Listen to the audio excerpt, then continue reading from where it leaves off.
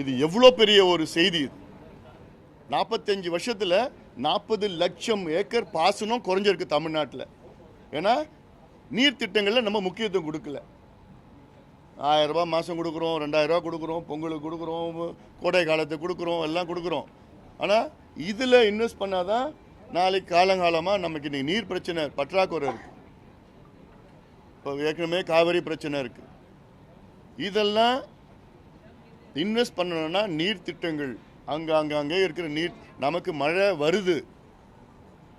இந்த வருஷம் எல் நீனோனால மழை இல்லை, பொதுவாக மழை வருது. ஆனால் வர மழை குறுகிய காலத்தில் பெய்யுது. இதுக்கு முன்னாடி ஒரு பருவம் என்பது 45லேருந்து 50 நாள் மழை. பருவம் 3 மாதம் 6 மாதம் பருவம், தென்மேற்கும் வடகிழக்கும். அந்த 6 மாதத்தில் 45 நாள் 50 நாளில் மழை பெய்கிற நாட்கள். ஆனால் இன்றைக்கி மழை பெய்கிற நாட்கள் பார்த்திங்கன்னா 30லேருந்து 35 நாளில் பெஞ்சிடுது. 50 நாளில் பெய்கிற மழை கிடையாது. அப்போது அது தேக்கி வைக்கிறதுக்கு நமக்கு இல்லை. ஏரிகள்லாம் காணாமல் போயிடுச்சு. ஏரிகள் தூர் வாரல. தமிழ்நாட்டில் உள்ள 27,000 ஏரிகளை 1 மீட்டர் தூர் வாரினா, ஒவ்வொரு ஏரியும் 1 மீட்டர் தூர் வாரினா 200 டிஎம்சி கொள்ளளவு நம்ம இன்க்ரீஸ் பண்ணலாம் தமிழ்நாட்டில். ஸோ இவ்வளோ ஸ்கீம்ஸ்லாம் இருக்குது. ஆனால் அதுக்கு திட்டம் போடணும், அதுக்கு நிதி போடணும், எல்லாம் இருக்குது. அதனால் இப்போ வேர்ல்ட் பேங்க், அதாவது குளோபல் வார்மிங் கிளைமேட் சேஞ்சுக்கு வந்து வேர்ல்ட் பேங்க் அவங்கக்கிட்ட billions and billions of dollars கடன் கொடுக்கறது வேர்ல்ட் பேங்க் தயார் நிலையில் இருக்கிறாங்க. ADB bank, BRICS bank, Asian bank, new development bank, இவ்வளோ பேங்க்ஸ் எல்லாமே இந்த மிட்டிகேஷன் அடாப்டேஷன் சொல்கிறது, காலநிலை மாற்றம், கிளைமேட் சேஞ்ச், இதுக்கெல்லாம் தயார் நிலையில் இருக்காங்க கொடுக்கறதுக்கு. இப்போ தருமபுரி ஸ்கீமே வந்து ஜப்பான் ஜைகா ஃபண்ட்ஸ் தான் வருது.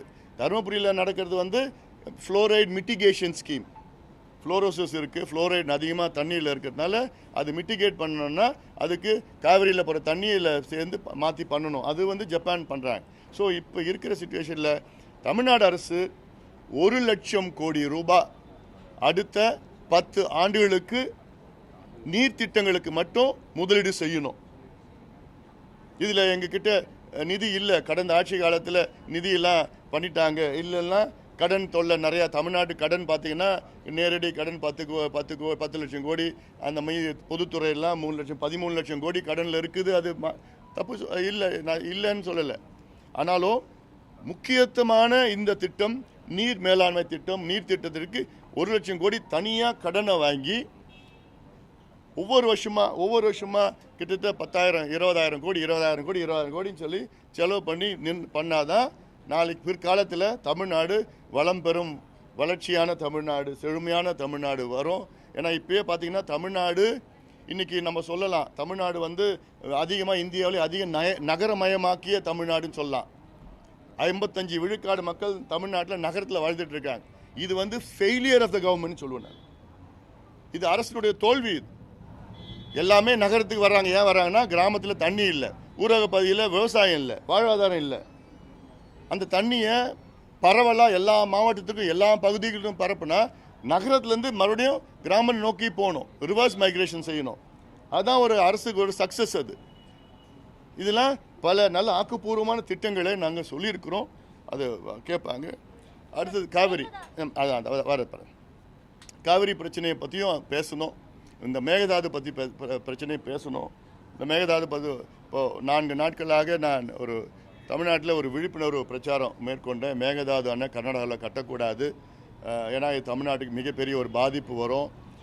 நடுவர் மன்றம் இறுதி தீர்ப்பு, உச்சநீதிமன்றம் தீர்ப்பு அத்தனையும் எதிரான இந்த மேகதாது அணை. ஏன்னா உச்சநீதிமன்றம் தெளிவாக சொல்லியிருக்கிறாங்க, 2033 வரைக்கும் எந்த அங்கே கட்டுமானங்கள் வரக்கூடாது. அக்ரிமெண்ட் மாதம் இவ்வளோ தண்ணி விடணும்னு இருக்குது.